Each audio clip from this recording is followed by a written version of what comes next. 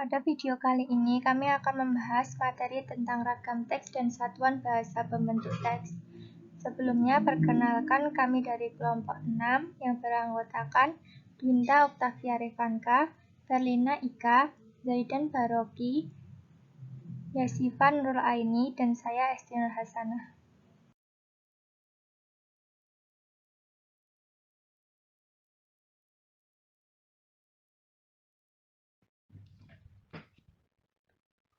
Pengertian ragam teks. Ragam teks adalah macam atau jenis teks atau naskah berupa latar kata asli pengarang, bahan tertulis untuk dasar memberikan pelajaran, berpidato, dan sebagainya.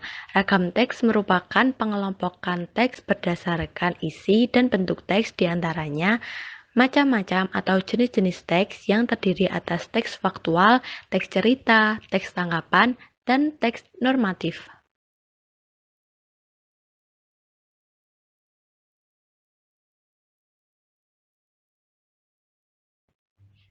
Teks faktual. Teks faktual adalah teks yang berisi suatu kejadian yang bersifat nyata, benar-benar terjadi, tetapi tidak terikat dengan waktu. Dengan kata lain, suatu kejadian yang faktual bisa terjadi di masa lalu ataupun masa sekarang. Contoh teks faktual adalah teks deskripsi dan teks prosedur atau arahan.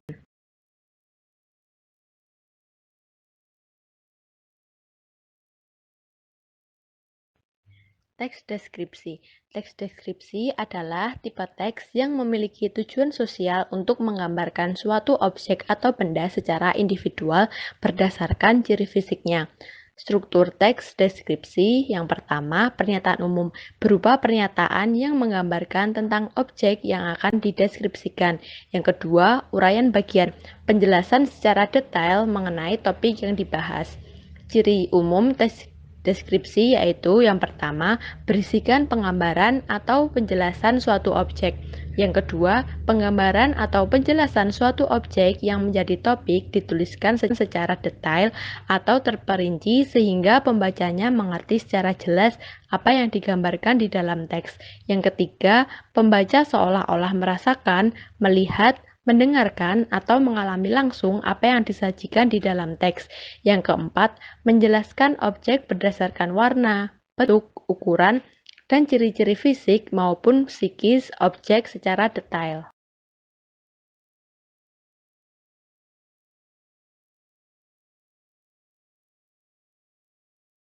Teks prosedur. Minarni Triastuti dalam bukunya yang berjudul Yuk Ungkap Idemu Melalui Teks Persuasi hingga Teks Tanggapan tahun 2019 menjelaskan bahwa teks prosedur merupakan teks yang berisi arahan atau langkah demi langkah yang memberikan instruksi untuk melakukan atau mengerjakan sesuatu. Struktur teksnya yaitu judul dan tujuan. Berisi tujuan dibuatnya atau hasil akhir yang akan diperoleh. Daftar bahan, berisi alat, dan bahan yang diperlukan.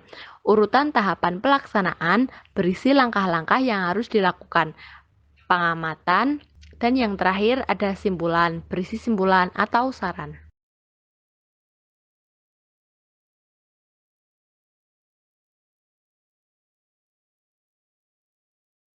Teks tanggapan. Yang pertama, teks eksposisi. Menurut Goris Geraf, teks eksposisi merupakan suatu wacana yang menguraikan objek tertentu untuk memperluaskan pengetahuan atau pandangan seorang pembaca. Ciri-ciri teks eksposisi. 1. Menyampaikan informasi atau pengetahuan secara singkat, jelas, padat, dan lugas berbahasa sesuai ejaan atau baku. 2. Informasi atau pengetahuan berdasarkan kondisi sebenarnya atau bersifat faktual. 3. Isi informasi atau pengetahuan mengandung unsur apa, siapa, di mana, kapan, mengapa, dan di mana. Teks eksposisi bersifat objektif, sesuai kebenaran dan tidak memihak atau netral.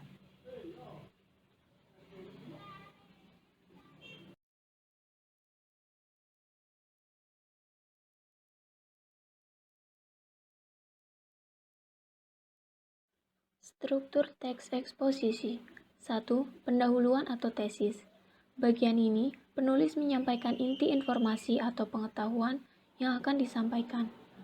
2. Penjelasan atau argumentasi.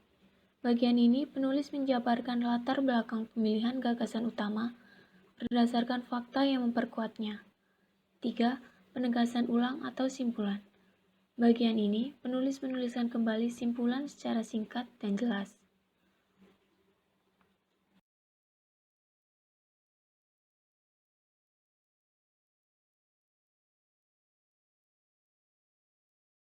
Dua, teks eksplanasi. Teks eksplanasi adalah teks yang menerangkan proses atau fenomena alam maupun sosial. Struktur teks eksplanasi yaitu 1. Pernyataan umum, berisikan proses terjadinya, proses keberadaannya, proses terbentuknya, dan lain sebagainya. 2. Deretan penjelasan, mengandung penjabaran proses mengapa peristiwa tersebut terjadi. 3. Penutup atau interpretasi, mengandung intisari atau kesimpulan dari fenomena yang dibahas. Saran dan tanggapan penulis tentang fenomena yang terjadi juga dapat ditambahkan dalam penutup.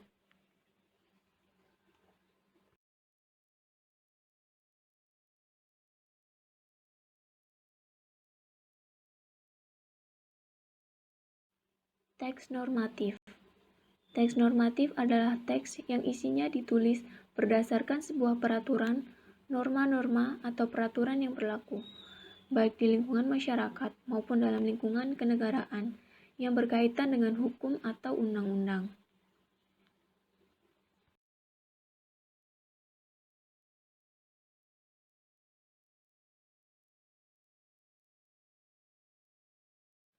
Teks cerita. Teks cerita adalah teks yang menuturkan bagaimana terjadinya suatu hal, peristiwa, mengisahkan kejadian yang telah ada, perbuatan, pengalaman yang dinamis dalam suatu rangkaian waktu. Teks cerita termasuk genre sastra dalam jenis teks tunggal atau teks cerita. Teks cerita terdiri dari teks cerita ulang, anekdot, eksemplum, dan naratif. Yang pertama, eksemplum.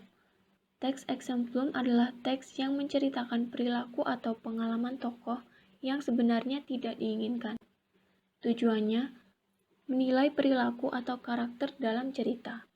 Struktur teksnya yaitu 1.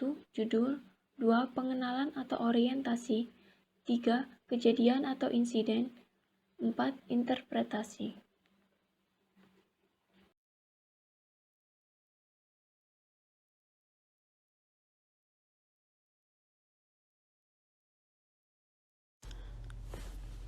Teks cerita. 1. Teks cerita ulang, sebuah teks yang menceritakan kepada pembaca mengenai sebuah cerita, aksi, atau aktivitas lampau. Tujuan komunikatifnya adalah melaporkan peristiwa, kejadian, atau kegiatan yang terjadi pada waktu lampau dalam sebuah urutan secara kronologis untuk menghibur atau memberikan informasi kepada pembaca. Teks ini memiliki struktur judul, pengenalan atau orientasi, dan rekaman kejadian. Cirinya pada teks cerita ulang adalah rentetan peristiwa yang dialami tokoh ditata dengan menggunakan konjungsi yang menunjukkan urutan peristiwa seperti konjungsi pertama, lalu, akhirnya. Teks penceritaan ulang berakhir dengan kejadian tanpa ditampakkan reaksi pelaku terhadap peristiwa yang dialaminya. Ada banyak jenis teks cerita ulang. Di antaranya yaitu teks berita, cerita pengalaman, biografi, dan autobiografi.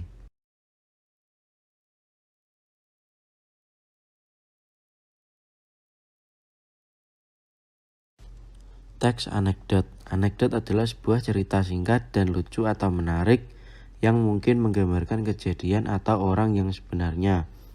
Anekdot selalu dikaitkan dengan tanggapan terhadap fenomena sosial. Ciri-ciri anekdot: bersifat humor atau lelucon, artinya teks anekdot berisikan cerita lucu atau bualan bersifat menggelitik. Artinya teks anekdot akan membuat pembacanya merasa terhibur dengan kelucuan di dalam teks. Memiliki tujuan tertentu, bersifat menyindir atau mengkritik, bisa jadi mengenai orang penting. Kisah cerita yang dibuat hampir menyerupai dongeng. terkadang menceritakan tentang karakter hewan dan manusia yang terhubung secara umum dan realistis.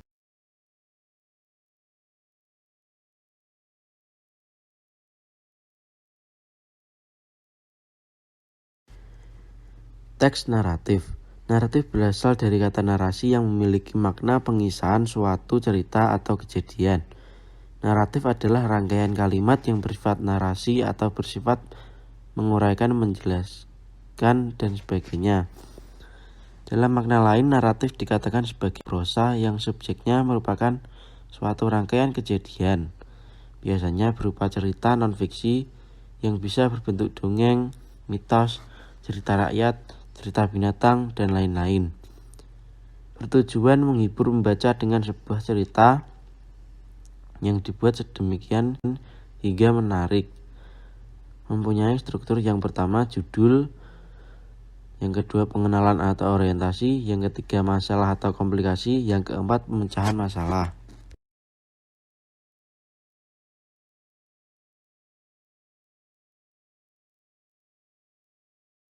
Pembentukan teks kalimat.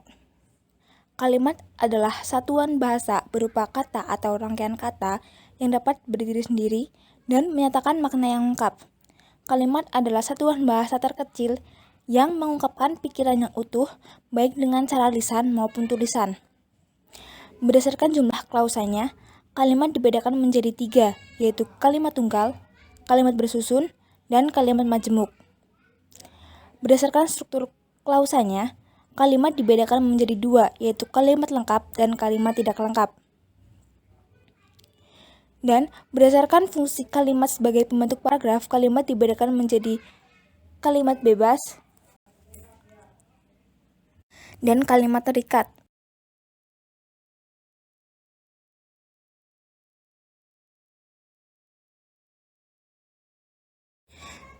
Berdasarkan amanat wacana, kalimat dibedakan menjadi kalimat deklaratif, kalimat interrogatif, kalimat imperatif, kalimat aditif, kalimat responsif, dan kalimat interjektif.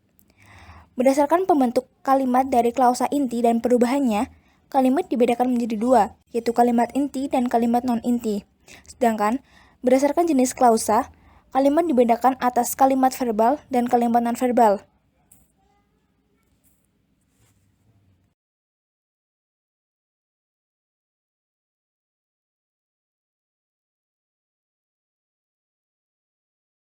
Pembentukan teks paragraf. Paragraf merupakan satuan gagasan dalam bagian suatu wacana yang dibentuk oleh kalimat-kalimat yang saling berhubungan dalam mengusung satu pokok pembahasan. Paragraf dibentuk oleh unsur gagasan pokok dan gagasan penjelas. Selain itu, ada unsur kalimat utama dan kalimat penjelas. A. Gagasan pokok dan gagasan penjelas. Gagasan pokok ialah gagasan yang menjadi dasar pengembangan suatu paragraf yang berfungsi sebagai pokok, patokan, atau dasar dalam pengembangan suatu paragraf. Gagasan penjelas adalah gagasan yang berfungsi untuk menjelaskan gagasan pokok.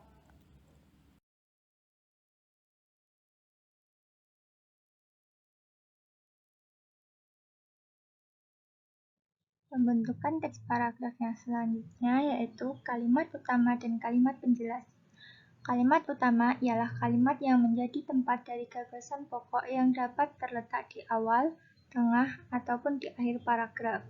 Sedangkan kalimat penjelas ialah kalimat yang menjadi tempat dari gagasan penjelas. Yang ketiga, hubungan unsur-unsur paragraf. Hubungan gagasan pokok dengan kalimat utama. Gagasan pokok, penemuan fotokopi karena ketekunan. Kalimat utama, proses penemuan fotokopi bukan karena ditunjang oleh fasilitas yang memadai, tetapi karena sebuah ketekunan. Yang selanjutnya, hubungan gagasan penjelas dengan kalimat penjelas. Gagasan penjelas, dia mengatur waktu kosongnya. Kalimat penjelas, dia mengatur waktu kosongnya yang relatif singkat.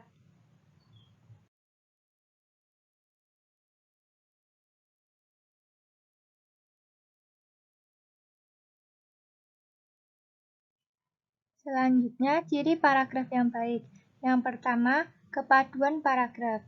Kepaduan paragraf merupakan keeratan hubungan antar unsur paragraf baik antar kalimat utama dengan kalimat penjelas maupun antar kalimat penjelas itu sendiri. Kepaduan mencakup dua hal, yaitu kepaduan isi serta kepaduan bentuk. Yang kedua, kesatuan paragraf. Kesatuan paragraf adalah bagian karangan yang terdiri dari beberapa kalimat yang berkaitan secara utuh, padu, dan membentuk satu kesatuan pikiran. Yang ketiga, kelengkapan. Paragraf yang baik harus memiliki unsur-unsur paragraf yang lengkap seperti gagasan pokok, kalimat utama, dan kalimat penjelas. Yang keempat, ketepatan pemilihan kata. Pemilihan kata harus sesuai dengan situasi dan kondisi pemakainya. Sebagai contoh, kata dia tidak dapat digunakan untuk orang yang lebih tua, melainkan kata yang tepat adalah beliau.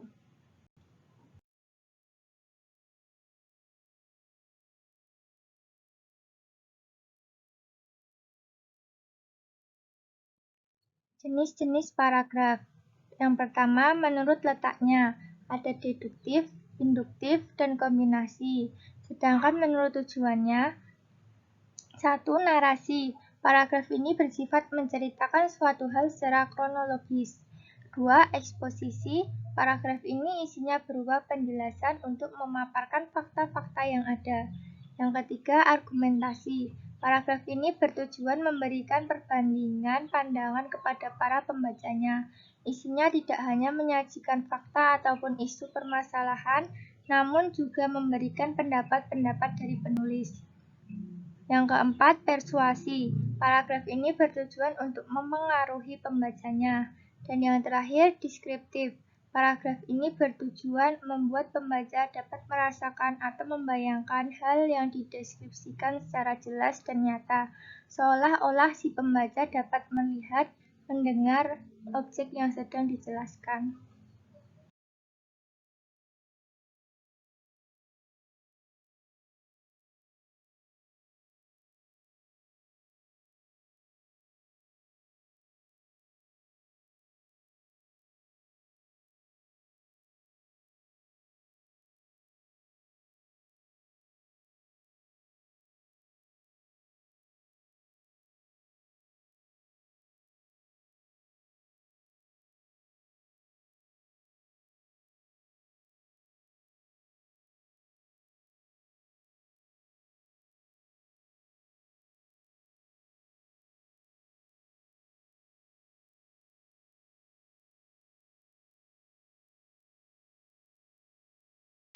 Demikian yang dapat kami sampaikan. Mohon maaf apabila ada kesalahan dalam pengucapan kata.